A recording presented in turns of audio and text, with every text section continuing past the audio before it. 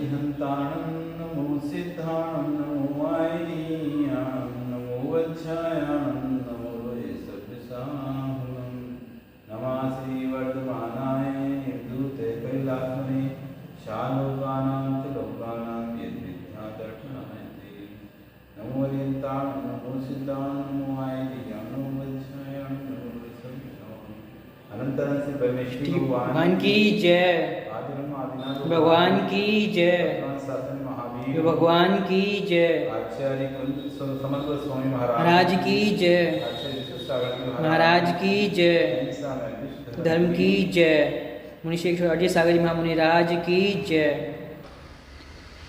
अमूढ़ दृष्टि अंग की हम कथा सुनेंगे। रेवती रानी अमूढ़ दृष्टि अंग में प्रसिद्ध हुई है। तो आज आप कथा सुनेंगे अमूढ़ दृष्टि अंग की, रेवती रानी की। ठीक है ना, रेवती रानी कथा सुनेंगे हम अमूढ़ दृष्टि अंग की, कि कैसे रेवती रानी को प्रलोभन दिया गया तब भी वह अपने धर्म को नहीं छोड़ी, धर्म से डिगमगाई नहीं, रूढ़ता को नहीं मानी।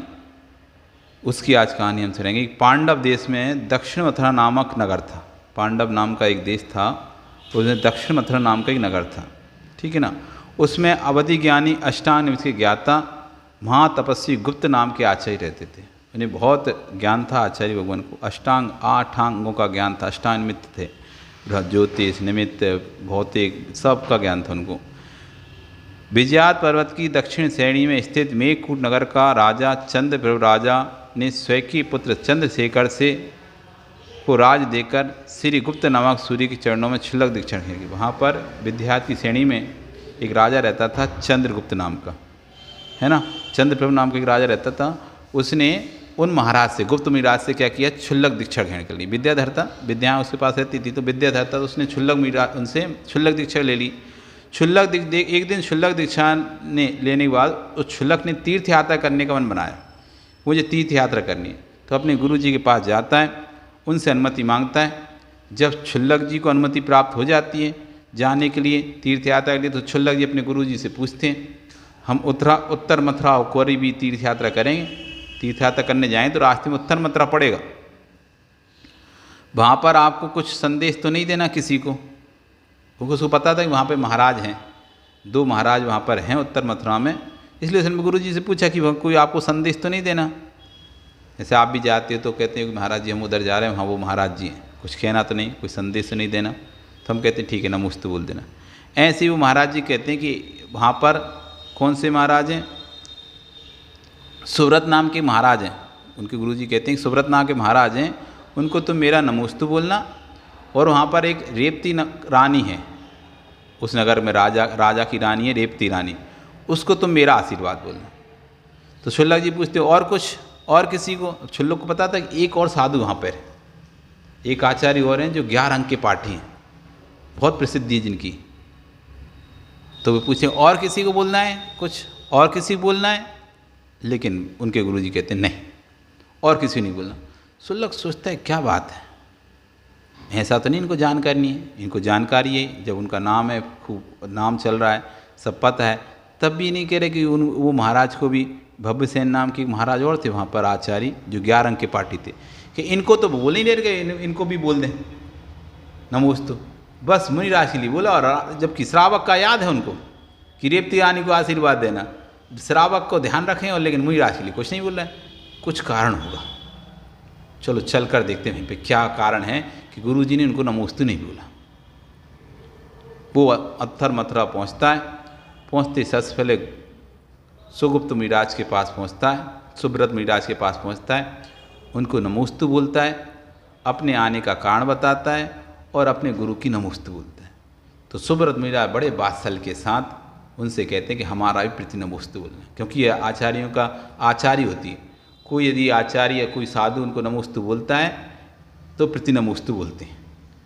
बड़ा छोटा बड़े आचार्य उसको या बड़े साधु उसको प्रति नमोस्तु करके संबोधन करते हैं। छोटा आचार्य पहले या छोटा साधु पहले, जो छोटे से मतलब हाइट से छोटा नहीं, ज्ञान से छोटा नहीं, दीक्षा में जो छोटा है, ऐसा जो दीक्षा में छोटा साधु है वो अपने से एक दिन भी बड़ा क्यों ना हो दीक्षा में, 1 मिनट भी क्यों ना बड़ा हो दीक्षा में, उसको नमोस्तु बोलेगा और फिर वो उसको प्रति नमोस्तु बोलेंगे। ये आचार अंक का आचार्य समाचारी है, ये साधु के बीच की समाचारी। जो नमोस्तु प्रमोस्तु नहीं करता उसके पास वो नहीं जाते। हम नमोस्तु बोलें और सामने वाला प्रति नमोस्तु ना बोले तो फिर हम नहीं जाएंगे उसके पास। बड़ा कितना ही बड़ा आदमी हो, यदि हम उसको नमोस्तु बोल रहे हैं और प्रति नमोस्तु नहीं बोलता तो फिर उसके पास नहीं जाया जाता। तो यहाँ पर वो सुब्रत मुनिराज के पास जब क्षुल्लक जी गए तो उन्होंने नमोस्तु बोला अपना, उन्होंने आशीर्वाद दिया क्षुल्लक जी के लिए। तब उन्होंने कहा कि हमारे गुरु ने भी आपको नमोस्तु बोला है, तो बोला उनको मेरा प्रति नमोस्तु बोलना।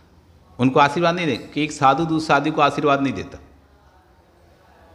एक साधु दूसरे साधु को आशीर्वाद नहीं देता कि हम किसी बड़े साधु के पास गए और हम उसको नमोस्तु करें, वो कहेंगे आशीर्वाद, नहीं, वो प्रति नमोस्तु बोलेंगे। आशीर्वाद श्रावकों को दिया जाता है, क्षुल्लक ऐलक माता जी इनके लिए आशीर्वाद दिया जाएगा, लेकिन मुनि को आशीर्वाद नहीं देगा। गुरु शिष्य को आशीर्वाद देगा, लेकिन पहले गुरु स्वयं अपने शिष्य की वंदना करेगा। जैसे गुरु को नमोस्तु बोला है शिष्य ने, तो पहले गुरु प्रति नमोस्तु करेगा, नमोस्तु का बल देगा। अब उसके बाद अब शिष्य को अपना आशीर्वाद देगा। मुनि को आशीर्वाद नहीं दे रहा, गुरु भी किसको आशीर्वाद देता, मुनि को आशीर्वाद नहीं देता, गुरु शिष्य को आशीर्वाद देता है। जब वो मुनि रूप में उसको देखेगा तब नमोस्तु प्रति नमोस्तु करेंगे। हम विराग सार जी से ही मिलें, आचार्य विश्व सार जी मिलें, किसी भी आचार्य से मिलेंगे हम, तो हम उनको नमोस्तु बोलेंगे तो वो भी अपनी पीछे उठा के हमको प्रति नमोस्तु करेंगे। कितने बड़े आचार्य हो, कितने बड़े कोई भी साधु, छोटा साधु, आज का दीक्षित साधु भी यदि आचार्य के पास जाके नमोस्तु करता है तो आचार्य सबसे पहले उसको अपनी पीछे उठाएंगे और प्रति नमोस्तु करेंगे। वो नमोस्तु कर पीछे उठा के नमोस्तु करेगा तो सामने वाला बड़ा जो है जिसको नमोस्तु कर रहा है वो प्रति नमोस्तु, ना कि आशीर्वाद दे। आजकल बहुत परंपरा चल रही, कई लोग अब उनको अहंकार होता है अपने बड़े होने का। हम बहुत समय से दीक्षित हैं, 30 साल हो गए, 40 साल हो गए, तो कोई 2 साल दीक्षित है यदि साधु को नमोस्तु करता है तो वो ऐसे आशीर्वाद करते हैं, ये गलत है। प्रति नमोस्तु का उत्तर प्रति नमोस्तु होता है, और साधु को कभी आशीर्वाद नहीं देता। गुरु अपने शिष्य को आशीर्वाद देता है, गुरु अपने शिष्य को आशीर्वाद देता है, लेकिन जब वो साधु के रूप में उसको देखता है तब उसको पहले प्रति नमोस्तु करता है, जब वो शिष्य के रूप में आता है तब आशीर्वाद। तो उन्होंने सुब्रत मुनिराज ने उनको प्रति नमोस्तु, जब नमोस्तु आया गुप्त मुनिराज का तो उन्होंने प्रति नमोस्तु किया, आदर सत्कार किया, क्षुल्लक जी का सम्मान किया, उनको आहार पानी की व्यवस्था की, उनकी सब तरह रुकने की व्यवस्था करने के बाद जब कुछ दिन वो क्षुल्लक जी वहाँ रुक गए, बात से मिला, फिर वहाँ से वो निकले। अब वो सोचते चलो अपन आप दूसरे के चलते भव्यसेन महाराज के पास, जिनके लिए आचार्य से नमोस्तु नहीं बोला, हमारे आचार्य जिनको नमोस्तु नहीं बोला उनके पास चलते हैं, उनको क्यों नहीं बोला, उनकी परीक्षा लेते हैं। इनका तो देख लिया कि इनके इतना बात चल है, सब कुछ है, समाचार, इसलिए इनको नमोस्तु बोला, अब उनको क्यों नहीं बोला। अब वो जाके जैसे ही नमोस्तु करता है खुद की तो उसको ही ध्यान नहीं देते भी, तो अब वो तो बहुत ज्ञानी थे ना, ज़्यादा ज्ञानी तो ज़्यादा मदद आता है व्यक्ति को ज्ञान का है, छोटे मोटे लोगों को तो देखते नहीं है। फिर तो भव्यसेन को जब उसने नमोस्तु किया क्षुल्लक ने, तो उसको उन्होंने देखा ही नहीं क्षुल्लक को। क्षुल्लक को ही बड़ा बुरा लगा कि यार देखो हम तो क्षुल्लक हैं, देखना चाहिए ना, श्रावक की बातों में लगी हुई, मस्ती में लगे हुए हैं और हमको देख नहीं रहे, ध्यान नहीं दे रहे, अथवा ज्ञान के मद में अपना चूर अहंकार में, उसमें कोई बात नहीं और परीक्षा करते हैं। एक तो ये कारण हो गया कि देखो इनमें कि समाचारी नाम की चीज़ नहीं है इनके अंदर। फिर उसने क्या किया, वो महाराज जा रहे थे भव्यसेन जंगल के लिए, तो पीछे पीछे लग गया, कमंडल ले लिया उनका, कमंडल ले लिया, कमंडल लेके जा रहा था, तो उस विद्याधर तो था ही क्षुल्लक, उसको विद्याएँ आती थी, जादू आता था, तो उसने क्या विद्या से जिस रास्ते पर निकलना था उस रास्ते से हरी घास कर दी, हरी घास कर दी। अब वो भव्यसेन वहीं रुक गए। अब सोचते महाराज कि अब जाऊँ कि नहीं जाऊँ, इस पर से जाऊँ कि नहीं जाऊँ, कन्फ्यूजन में। तो क्षुल्लक देखता है इनको कन्फ्यूजन हो रहा है, चेहरे समझ जाता है, तो उससे क्यों महाराज आप क्यों रुक गए यहाँ पे, कि देख नहीं रहे कि यहाँ कितनी घास है, कैसे जाएंगे इस पर। आगम में लिखा है, ग्रंथों में लिखा है कि घास में जीव होते हैं, उस पर साधु नहीं चल सकते, अब हम कैसे जाएंगे। तो उसको परीक्षा लेनी थी क्षुल्लक को, तो कहता है अरे महाराज क्या आप भी शास्त्रों की बातें मानते हो, इस शास्त्रों में तो कुछ भी लिखा रहता है, शास्त्रों की सारी बात सत्य थोड़ी ना होती हैं, सब अपने अपने मन से लिखते हैं। तो वो अब क्या कहता है, वो महाराज कहते हैं बात तो तुम सही कह रहे हो, लेकिन हम लोग में मानना पड़ता है, लोग में देखना पड़ता है सबको। तो बोला अब अभी तो कोई है ही नहीं देखने वाला, मैं और आप दो जने, कोई देखने, चलो अपन तो निकल लेते हैं। तो वो साधु सोचते हैं हाँ यार सही तो कह रहे, कोई तो देखने वाला नहीं है, और वो भी घास पे से निकल जाते। तो समझ जाता है ये क्षुल्लक कि सही है, गुरु ने इसलिए नहीं किया उनको, क्योंकि उनको श्रद्धा नहीं है। ज्ञान तो है, आगम पे ज्ञान तो है कि घास पे जीव होते हैं, लेकिन तब भी क्यों चले, श्रद्धा नहीं है। अब लिखा है, पता नहीं होते ही नहीं होते ऐसा, अब लिख दिया, कौन ने देखा। फिर आगे जाकर उसने क्या किया, उनको जंगल जाना था तो कमंडल पानी नहीं था। अब वो कह पानी कहाँ है, उसने पानी सुखा दिया कमंडल का, लेके तो कहते पानी, लेकिन उसने विद्या से पानी सुखा दिया। अब वो पानी पानी सोच रहे हैं। आगम में आया है कि यदि पानी ना हो और आपको आवश्यक शुद्धि जाना हो तो झरने का पानी ले सकते हो, नदी का पानी ले सकते हो, वापस फिर उसी में डालना पड़ेगा, आपको प्रायश्चित लेना पड़ेगा, लेकिन तालाब का पानी नहीं ले सकते, रुका हुआ पानी नहीं ले सकते। अब वहाँ तालाब था, झरना भी नहीं थी, नदी भी नहीं थी, तालाब था वहाँ पे। अब वो फिर अचक रहे हैं, अब जंगल जाना है, शुद्धि करना है, पानी कैसे लें। तो वो क्षुल्लक फिर पूछता है क्या हो गया, अब आगम में लिखा है तालाब का पानी नहीं ले सकते, उसमें जीव होते हैं। फिर बोला अब फिर आप वही बातें कर रहे हैं, कौन ने देखा आगम, कौन ने देखा भगवान, और अभी कौन देख रहा अपन को, अपन तो नहीं तो हैं, मैं भी मानता नहीं हूँ, आप भी मानते नहीं हो, भल्लो आप तो पानी। वो भी सोचते हैं हाँ कौन देख रहा है, और वो पानी भर लेते कमंडल, गीली मिट्टी से हाथ धो लेते हैं। तो अब भव जो था क्षुल्लक वो समझ जाता है कि नाम के भव्य से हैं, लेकिन काम सारे अभवों के हैं। श्रद्धा नहीं इनको, आगम पे श्रद्धा नहीं, बस कहते हैं कि आगम में लिखा है, लेकिन वैसा मान नहीं रहे कि आगम में ऐसा लिखा है, सत्य लिखा है, और वह नहीं वैसा ही है, ऐसा नहीं, पता नहीं सही है कि कौन ने देखा, ऐसे करके श्रद्धा नहीं। तो वो समझ जाता है, इसलिए गुरु ने इनको नमस्कार नहीं किया, हमारे गुरु ने, क्योंकि मिथ्या दृष्टि हैं, भले ज्ञान के द्वादशांग के पाठ ही, लेकिन 11 अंग के पाठ ही, लेकिन है मिथ्या दृष्टि, इसलिए हमारे गुरु ने इनको नमस्कार नहीं किया। अब वो सोचता है कि रेवती रानी को क्यों आशीर्वाद दिया, ऐसा क्या उस रेवती रानी में जिसको आशीर्वाद दिया। तो पता करता है तो लोगों से सुनने मिलता है कि वो तो अपने जैन धर्म के अलावा किसी का प्रति भी उसका श्रद्धा नहीं है, सिर्फ अपने जैन धर्म को ही मानती है, ऐसा उसके श्रद्धान है। तो उसने कहा चलो परीक्षा करते हैं इसकी भी। तो क्या करता है, नगर के बाहर पूरब दिशा में ब्रह्मा का रूप बना के आता है, चरमुखी ब्रह्मा कमल बैठे हुए। तो नगर के लोग दौड़े दौड़े आते हैं, ब्रह्मा प्रकट हुए हमारे यहाँ, ब्रह्मा प्रकट हुए, ब्रह्मा प्रकट हुए। तो सब देखने जा रहे हैं। रेवती रानी को पता चलता है, वो कहती मैं किसी ऐसे ब्रह्मा को नहीं मानती, ऐसा कोई जीव नहीं है जो चतुर्मुख, सिर्फ तीर्थंकर ही हैं जो एक मुख होने पर ही चतुर्मुख दिखते हैं, बाकी ऐसा जगत में कोई जीव नहीं जिसके 4 मुख दिखें। तीर्थंकर ही चतुर्मुख ब्रह्मा है, वो तीर्थंकर हो चुके हैं, अभी तीर्थंकर है नहीं। तीर्थंकर को ही चतुर्मुख ब्रह्मा कहा गया है, क्योंकि वो उनके प्रताप है समूषण का, एक तरफ बैठते हैं, लेकिन जो जिस साइड रहता है उसको उस साइड उनका मुख दिखता है, होता एक ही मुख है उनका। तो वो कहे ये तो कोई होगा भैरूपिया, और वो नहीं गई, वो इंतजार करता रहा आएगी अब देखने, पूरा नगर कौतूहल से देखने आ रहा है, वो नहीं है। तो उसने कहा ठीक कोई बात नहीं, हो सकता है ब्रह्मा को नहीं मानती।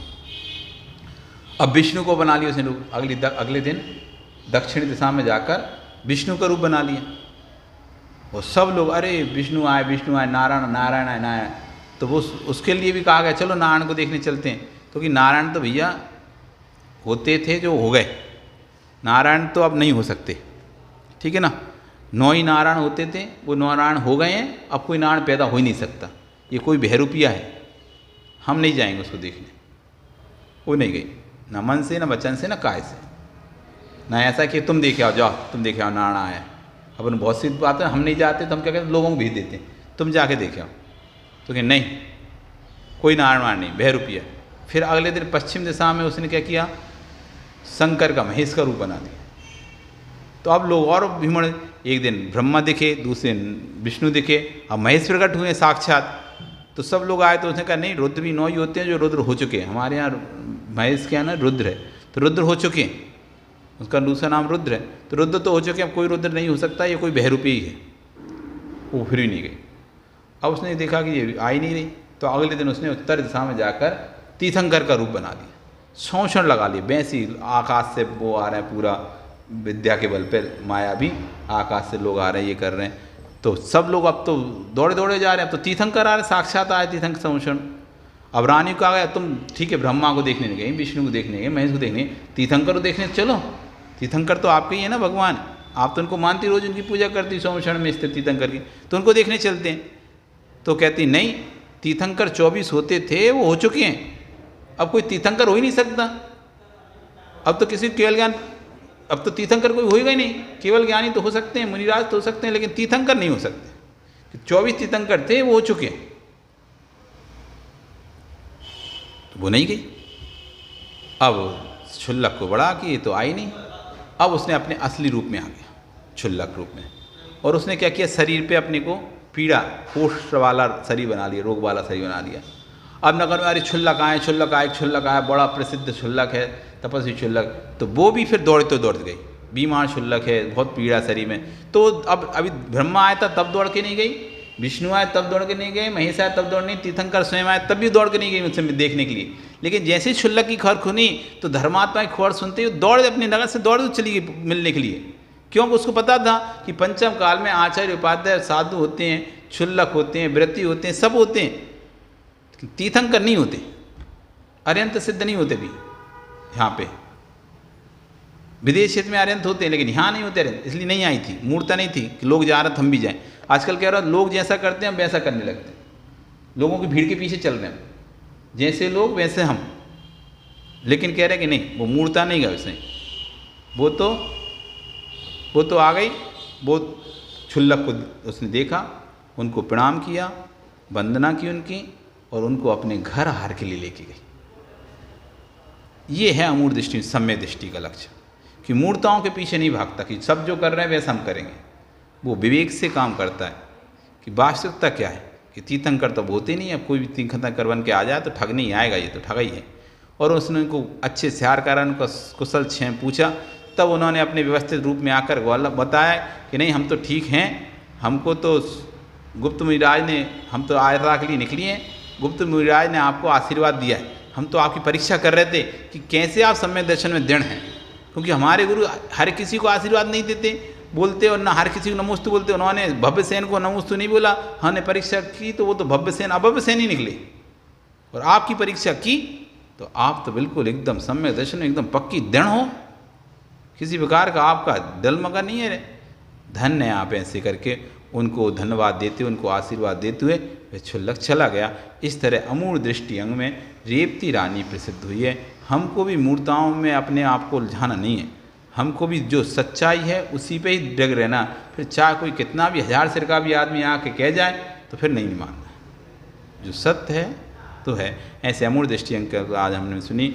कल हम यहाँ पर फिर स्थितिगण उपभुवन अंग की कथा सुनेंगे। बोली भगवान महावीर स्वामी की जय।